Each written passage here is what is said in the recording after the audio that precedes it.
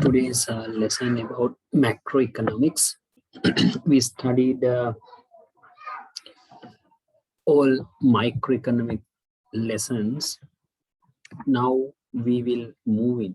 We are going to consider macroeconomics. So earlier we considered individual units or certain areas of the entire economy. For example, demand and supply of a product, market equilibrium, as well as production cost. Such events were discussed under microeconomics. Now we will concern the behavior of entire economy like macroeconomics. In here, we do consider broader aspects.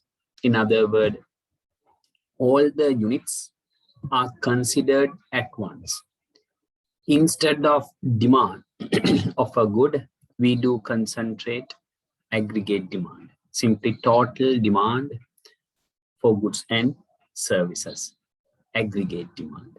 Instead of a supply, of a product, we do consider now aggregate supply, simply the total supply of goods and services produced within the country. Earlier, we considered production of a firm. Even we discussed production cost in the short run, long run. Now we look at the total production at once, known as gross domestic product.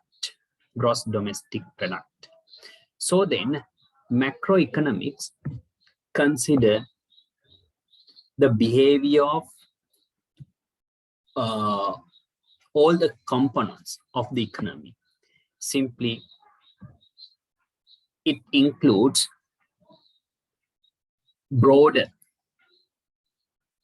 aspects such as aggregate demand, aggregate supply, total GDP, employment, price level, likewise broader concepts. So these are the two main divisions in economics, microeconomics and macroeconomics. So it says over there, macroeconomics focuses on the behavior and performance of an economy as a whole.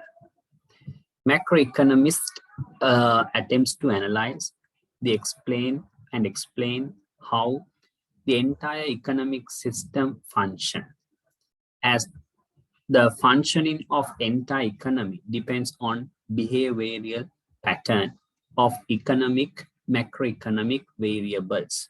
In macroeconomic, special attention is given to analyze the behavior pattern of these variables such as wage rate, balance of payment, average price levels, demand and supply of money, exchange rate, employment level, and also international trade that operate within the economic system.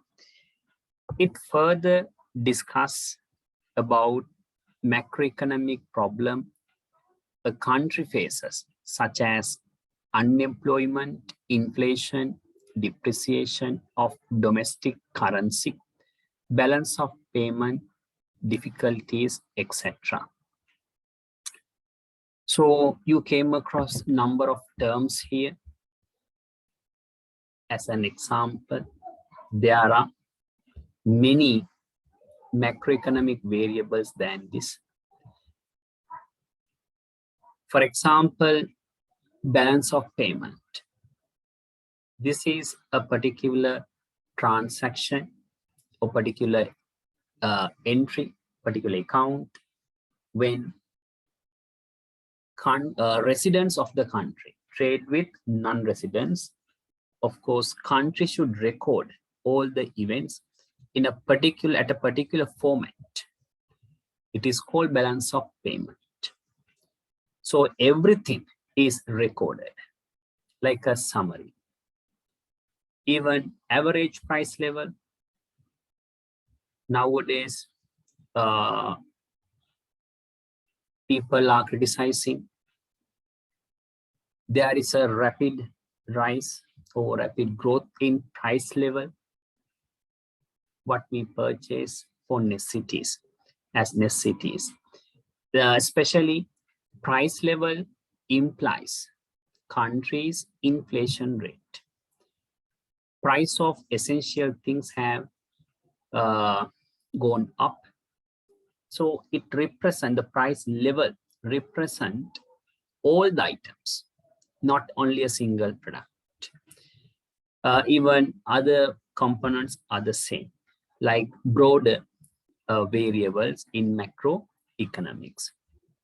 It says further, microeconomics look at a smaller entities of the economy, such as individual consumers, firms. In fact, it concentrate and analyze the choices made by individual participants in an economy, while macroeconomic looks at the economy from a broad perspective, and it mainly focuses on aggregate behavior. There is overall performance of the economy. So microeconomics, of course, consider small entities, the behavior of individual units.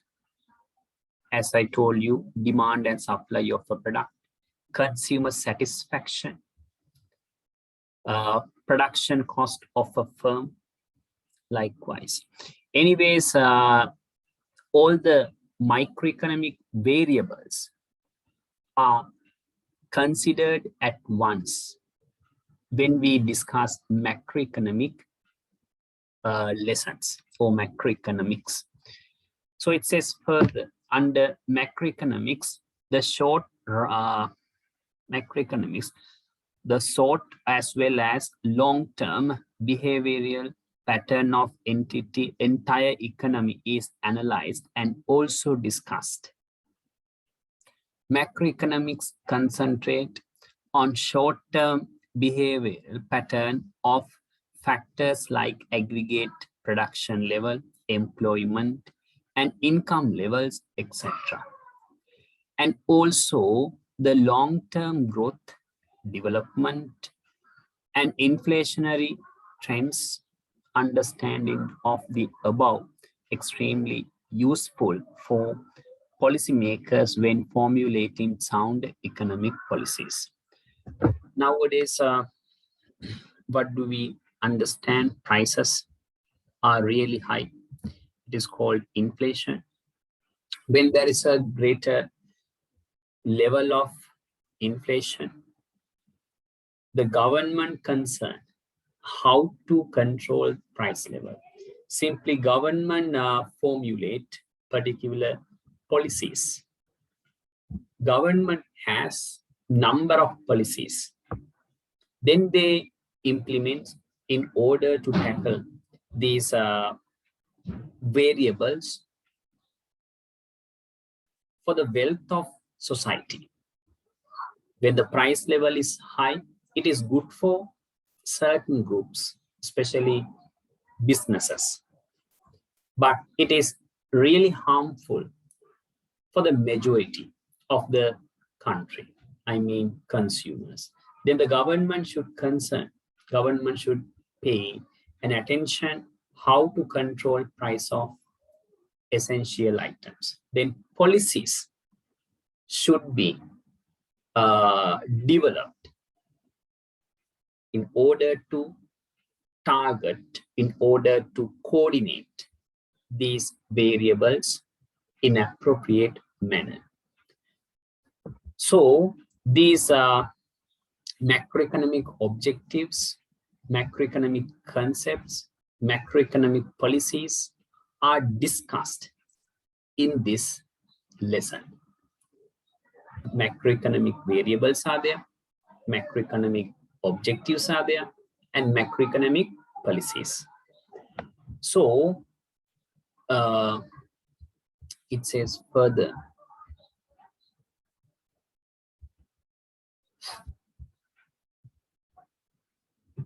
macroeconomic objectives. So you came across number of variables that the economy has. For example, GDP, total production, if not price level, changes in price level known as inflation. Now, objective means set of targets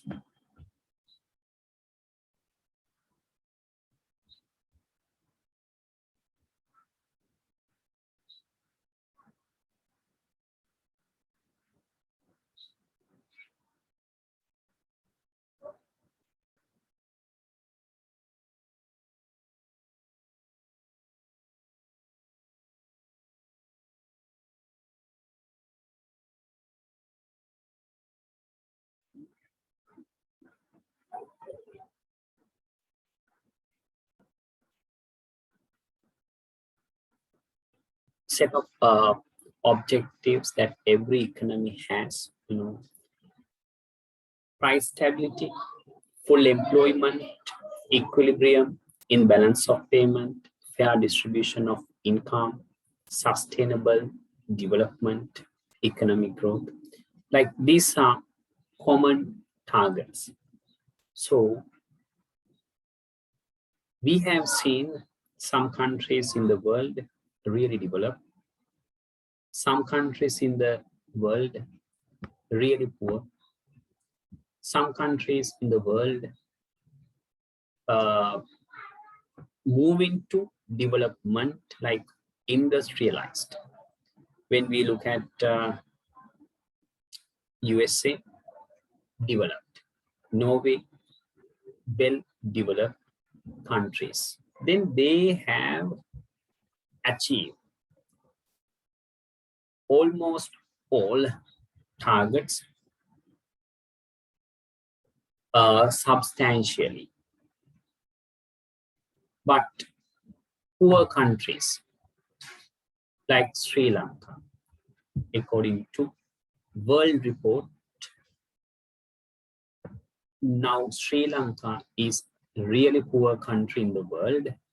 So we couldn't achieve any of objective yet. For example, price stability is not there. Prices are changing day by day. Not because of COVID, it is actually because of poor government coordination and many other facts. Full employment, impossible. A lot of people are unemployed already. Equilibrium in the balance of payment means the way of importing and exporting goods, to what extent they can balance these figures. For instance, country should be able to export, then such an amount should be kept in order to import goods. But Sri Lanka is not having any income source to import some essential goods even. So balance of payment, equilibrium, completely a mess and out of control. Even fair distribution of income, completely there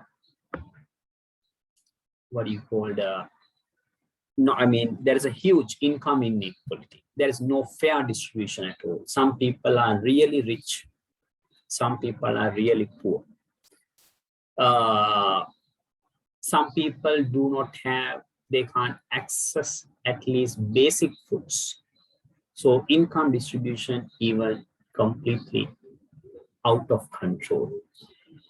as well as sustainable development in the economy, even impossible, because when we not have continuous growth, it is in the next point. Economic growth in the last year recorded, 2020, negative value. It is negative economic growth in first time, the largest first time in history in Sri Lanka, 3.6. It can be a test new exam as well. So economic growth is really weak. Then we do not have a strength of natural environment. Some people destroy our natural, the forest and everything. Meanwhile, development plans like healthcare, education, even weak. Therefore, we do not have a sustainable development. When we compare those stuffs with one of best country in the world, you can see such a huge difference. Anyways, all these countries should focus, should implement their policies to achieve these specific targets. Unless they will not have a bright future. So then these are common objectives. Price stability. In the first case, prices are fluctuating always. It does not imply price stability. Prices can increase year by year. Prices are allowed to rise, but slightly, and such changes should not occur throughout the year. Then price stability can be achieved. When we look at a particular system in Sri Lanka, price of goods, for example, you can purchase number of goods from a supermarket. Then you can keep the list what you purchased right now for a specific amount. Then the next time, after a month or else after 6 months, once again you visit, purchase number of same thing, but definitely you have to pay more than previous bill. Almost all items would have increased. So it does not imply price stability. So then price stability sense, inflation, change in prices in such a way is called inflation. Actually, term inflation we can explain somewhat deeply later. It is sort of sign of inflation. Sometimes deflation even. A country like Japan, China have identified deflationary pressures. They have a larger quantity of goods. That means producers deliberately reduce the price in order to sell such a bulk. So then prices are decreasing throughout the period. In Japan, even China, many times because of the greater production. Even deflation means people think not to purchase now. For example, if you purchase products right now, next time it is cheaper, then you will think by the time price will go down, then no need to purchase, we need to hurry to buy such a good now. Then people may try to postpone. It is a bad impact. If so, countries demand total demand for goods and services will fall. Then producers may have a huge trouble because they can't sell their output. Completely, they are discouraged. Even inflation is not good. Also, deflationary pressure, even not good. So price stability means avoiding price fluctuations. It says here, to achieve price stability, it is necessary to manage the economy without inflationary or deflationary pressures. Average price level in the economy is considered as stable when economy experiences very low rate of inflation. Next, it says full employment as a next objective, common target. Simply, we do consider now labor force. Labor force is the spirit of population. Simply active people who are planning to spend their mental and physical energy. Active people. They are ready to work. That group should have sufficient jobs. For example, if the country's labor force is 6 million as an example, if there are 8 million jobs for the 6 million labor force, it is called full employment because they have enough job opportunities. Now they can find out jobs easily, enough jobs. But in certain cases, jobs are not available. As a result, people are out of the work. Then country may have a really less production, even productivity. So then full employment must be there, otherwise huge opportunity cost, if not wastage of resources. It says so there, an economy achieves full employment level when all the resources in the economy are utilized in the full with maximum efficiency. When aiming at achieving full employment level, it is necessary to minimize labor unemployment by increasing employment opportunities. Next one, equilibrium in the balance of payment. Equilibrium sends a particular situation where inflows and outflows are equal. When we export goods, we receive money. It's financial inflow. When we import goods, there's a financial outflow. If there is a balance of these two flows, then the economy can achieve an equilibrium. But in practice, it won't happen. Largely, especially developing countries or poor countries like Sri Lanka, import a lot of goods from other countries, then exports. For example, tea. We export one of export item, Ceylon tea. But we import number of cars from Japan. Now we have to think,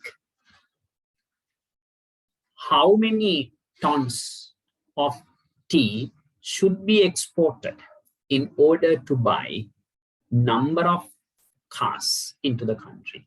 You see, it is too high. We have, because our tea product is really cheap than a car.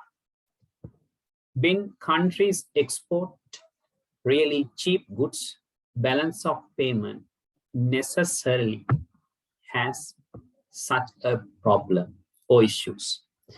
Right. In order to achieve balance of payment, it is important to manage economy without balance of payment crisis when having exchange across the boundaries. Next one, fair distribution of income. Fair distribution, as I told you, countries' income should be equally distributed among people. It is called fair distribution of income. It is impossible because some people receive a greater income than others. When people have no adequate skills, knowledge, health issues, and many other reasons. As a result, income inequality occurs necessarily. But country like Norway, Switzerland often try to balance such income inequality. In other words, they often reduce income gaps between rich and the poor. In those countries, every people in the country is having a certain income. So it is somewhat good for them to get number of goods for their living standard. Otherwise, they may not fulfill requirements. You see, sometimes it's quite difficult, especially social problems will arise. Corruption, the criminals, violence of rules, regulations, many things because of income inequality. The poor anyhow need money. Therefore, they do some illegal things if there is income inequality. So it is one of major target. Ensuring fair level of income distribution among its population. A country is able to achieve equality. Income and wealth should be distributed in a way to ensure that every citizen of a country should have the ability to fulfill his or her wants and needs. Right. Next one, sustainable development. Sustainable development says enhancing the levels of production while protecting the quality of environment and also ensuring that benefits of development are distributed among the population. A country is able to achieve sustainable development. Also, aspects of development such as environment, economy, and social is a sustainable development. In here, we do concentrate main areas, environment, as well as economy, as well as there should be a qualitative improvements of the lifestyle. If so, sustainable development for such a growth, such a achievement can be taken. Next one, economic growth. Continuous increase in countries' gross national product. Nowadays, we use gross national income is defined as economic growth. Simply, countries' production should continue to rise. When we look at 2016 onwards in Sri Lanka, there is a downward growth. Simply, economic output declined from 4.32 minus 3.6 continuously. So anyway, Sri Lanka does not have economic growth. After this economic policies, in here, we do concentrate some economic policies that the government can implement. Government should implement some policies. Actually, these are also very common, very common. So every government or every country should try to focus these objectives. Therefore, number of policies must be used.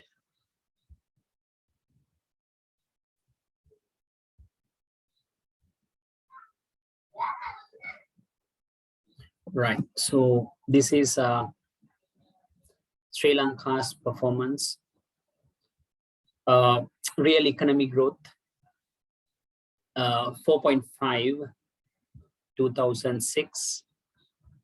Now it is minus 3.6. So sudden, it's a completely a weak point in Sri Lanka. Economy didn't have any balance. So countries income, people income, US dollars, 3,682. Rupee wise,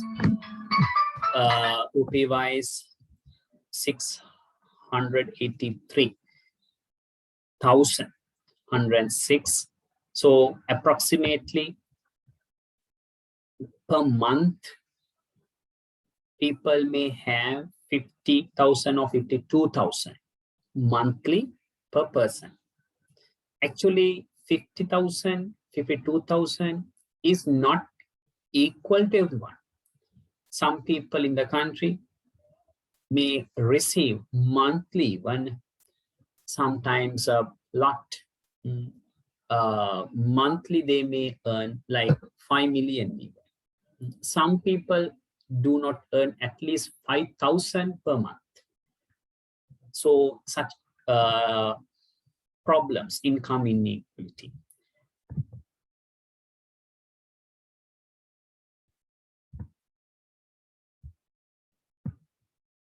Right. So then policies.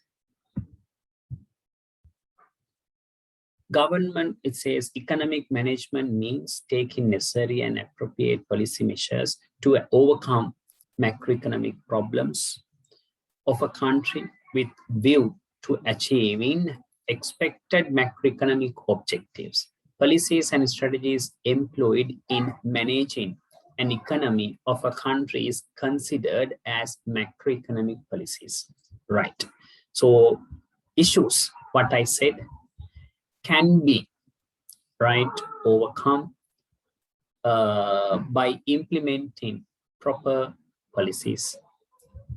Then the next, monetary policy, fiscal policy, supply side policy, income policy, foreign trade policy, direct control. Likewise, number of policies are listed. Actually, country can achieve targets by implementing demand side and supply side policies. In demand side means government should try to increase its aggregate demand or decrease aggregate demand. Sometimes government wants to change aggregate supply, increase in aggregate